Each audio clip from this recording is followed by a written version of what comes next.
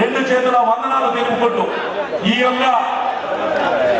ఈ ఇందూరు విశాల జనసభకు ఈ గడ్డ ఏంటో తెలియదు, ఇది గిరిరాజు గడ్డ.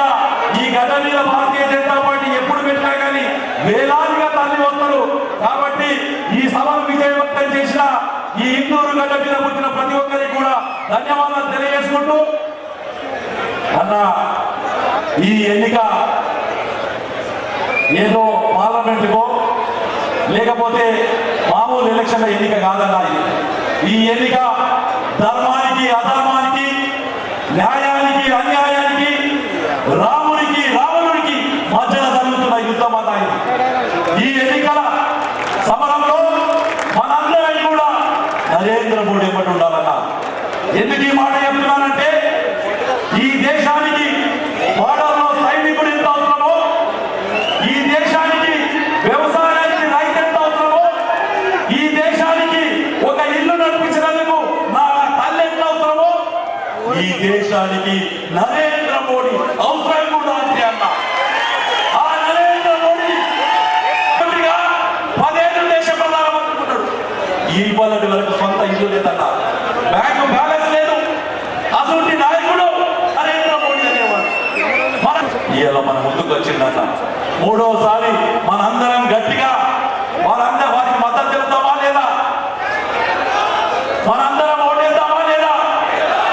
ఇందూరులో ఢిల్లీలో నరేంద్రుడు, ఇందూరులో అరవిందుడు మనకు కావాలి. కాబట్టి 13వ తారీఖు జరుగుతున్న ఎన్నిక నేను ఎందుకు ఈ మాట చెప్తున్నానంటే, నరేంద్రుడి గురించి పేపర్ రాసిచ్చి పసుపు కేవలమే కాదు, పసుపు రైతులకు 20,000 మద్దతు ధర తెచ్చిన లీడర్ ఎవరున్నారంటే మా యొక్క ధరంపూరి అరవింద్.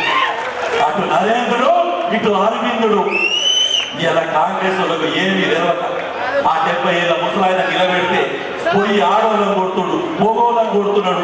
ఇంకా 2 రోజులు ఎండలు తిరిగితే ఏడబడి ఎలక్షన్ ఆగిపోతుందో అని నేను భయపడుతున్నాను. అసలు ఆయన నిలబెట్టిరు.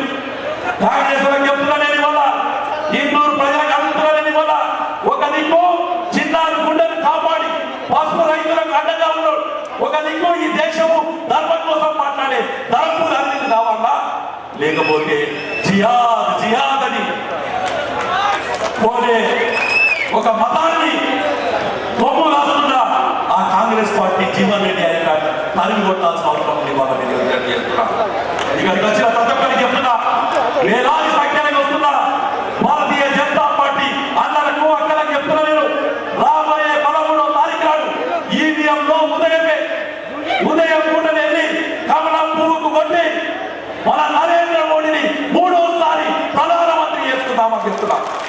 అలాగే మన ధరంపూడి అరవిందులు 2వసారి పార్లమెంట్ ఏడంతో పాటు కేంద్రంలో ఉన్నతమైన స్థానంలో మనం చూడబోతున్నామని చెప్పి తెలియజేసుకుంటున్నాను. ఎందుకంటే వారు ఇంకో 10-15 నిమిషాలు వస్తారు అన్నాను. ఇంకా 2-3 విషయాలు చెప్తున్నా. మన ధరంపూడి అరవింద్ గారు నామినేషన్ వేశారు. పసుపు రైతులు తీసుకొచ్చారు. ఏమంటాడన్నా, ఉచితం ఇస్తానులే. జగిత్యాల వండుతున్న మామిడి పంటలు అక్కడ మామిడి రైతులు కాపాడుతున్నాడు. జగిత్యాల వండుతున్న చెరుకు రైతులు కాపాడుతున్నాడు. బాల్కొండలో వండుతున్న పసుపు రైతులు పాల్గొంటున్నాడు. ఈ ఆరుమూరులో వండుతున్న సజ్జలు జొన్నలు సీడు రైతులు కాపాడుతున్నాడు. ఈ రూరల్లో మొక్కజొన్న వరి రైతులు కాపాడుతున్నాడు.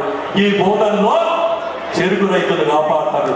గదంగా నాయకత్వ లక్ష్యం అంటే ఆ రైతులందరినీ కాపాడి ఆ పంటలకు వ్యవసాయ ఆధారిత పరిశ్రమలు తీసుకొచ్చి గల్పన్నలన్నా ఇక్కడ భార్య బిడ్డ నిలిచబెట్టి తల్లిదండ్రులు నిలిచబెట్టి దేశంలో వాళ్ళు బతుకుతున్నారు.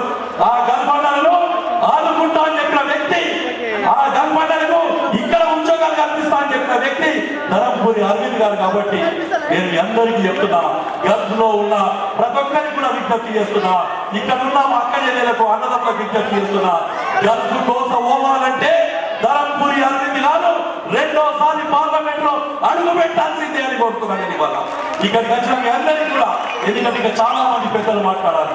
ఎన్నో సమస్యలు ఉన్నాయి, బీడీ కార్మిక సమస్య ఉంది, రైతాంగ సమస్యలు ఉన్నాయి. అన్ని కావాలంటే మనకు నరేంద్రుడు కావాలని తెలియజేసుకుంటూ మీ అందరి దగ్గర పేరుగా ఇక్కడికి వచ్చి పెద్ద విశాల జనసభను మేము పెట్టుకున్న ఈ ఇందూరు విశాల జనసభకు వచ్చిన బిడ్డలందరికీ కూడా నరేంద్ర మోడీ అడ్డా తరఫున ధన్యవాదాలు తెలుస్తూ భారత్ మాతాకి జై శ్రీరామ్.